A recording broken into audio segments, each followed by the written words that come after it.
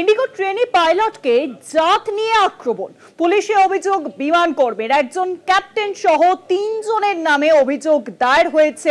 বিমানে কাজ করতে পারবে না, জুতো সেলাই করো। ট্রেনি পাইলটকে এবার জাত তুলে আক্রমণ করা হয়েছে। ট্রেনি পাইলটকে মন্তব্য সিনিয়রদের, অভিযোগ সামনে আসছে।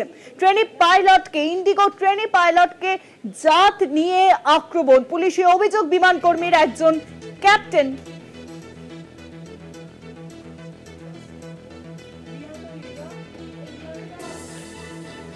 ক্যাপ্টেন সহ ৩ জনের নামে থানায় অভিযোগ দায়ের করা হয়েছে।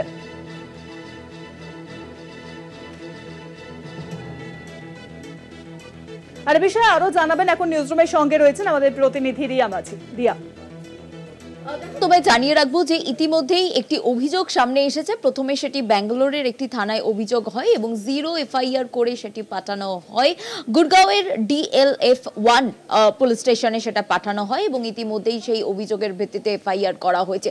অভিযোগটা অত্যন্ত মাথা ব্যথার, কারণ এই মুহূর্তে এই রকম একটি সিচুয়েশনে দাঁড়িয়ে যেখানে ফ্লাইট নিয়ে বারবার প্রশ্ন উঠছে, সেই রকম একটি নামি এয়ারলাইন্সে যেখানে জুনিয়র পাইলট অর্থাৎ ট্রেনি পাইলট, তার কাস্ট নিয়ে তাকে মন্তব্য করা হয়েছে এবং একবার নয়, লাগাতার এই ৩৫ বছরের যুবককে শুধুমাত্র তার কাস্ট রিলেটেড বিষয় নিয়ে তাকে আক্রমণ করা হয়, একাধিক মন্তব্য করা হয়, তার লেগ পুল করা হয় শুধুমাত্র তার কাস্টের বিষয় নিয়ে। এবং তাকে এমনও মন্তব্য করা হয়েছে তার কাজের সময় যে সে কোনো রকম ভাবেই ফ্লাইটের জন্য উপযুক্ত নয়, সে গিয়ে জুতো সেলাই করুক বলে এমনটাও এই ধরনের মন্তব্য করা হয়েছে। একদম এই ধরনের সমাজে দাঁড়িয়ে কারোর কাস্ট নিয়ে কাউকে মন্তব্য অত্যন্ত মাথা ব্যথার এবং অত্যন্ত লজ্জাজনক একটি বিষয়, যেখানে এই ইন্ডিগোর মতো একটি নামি এয়ারলাইন্স, সেই এয়ারলাইন্সের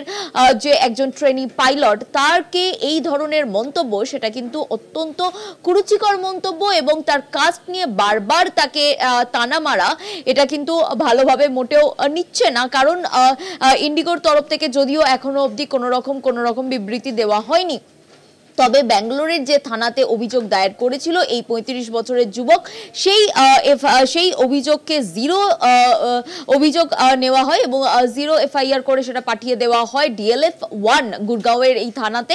এবং সেখানে যে অভিযোগ হয়েছে, মূলত সেই অভিযোগের ভিত্তিতে এফআইআর হয়েছে এবং সেখানে 3 জনের নাম রয়েছে। একজন ক্যাপ্টেন অর্থাৎ ইন্ডিগোর একজন ক্যাপ্টেন সহ 3 জন সিনিয়রের নাম রয়েছে এবং তারা প্রতিনিয়ত তাকে তার কাস্ট নিয়ে, যেহেতু এই ৩৫ বছরের যুবক সে শিডিউল কাস্ট, সেই কারণের জন্য তাকে লাগাতার আক্রমণ করে যাওয়া হয় বলে এমনটাই অভিযোগ সামনে এসেছে। অনেক ধন্যবাদ রিয়া। নিউজরুমের সঙ্গে ছিলেন আমাদের প্রতিনিধি রিয়া মাঝি।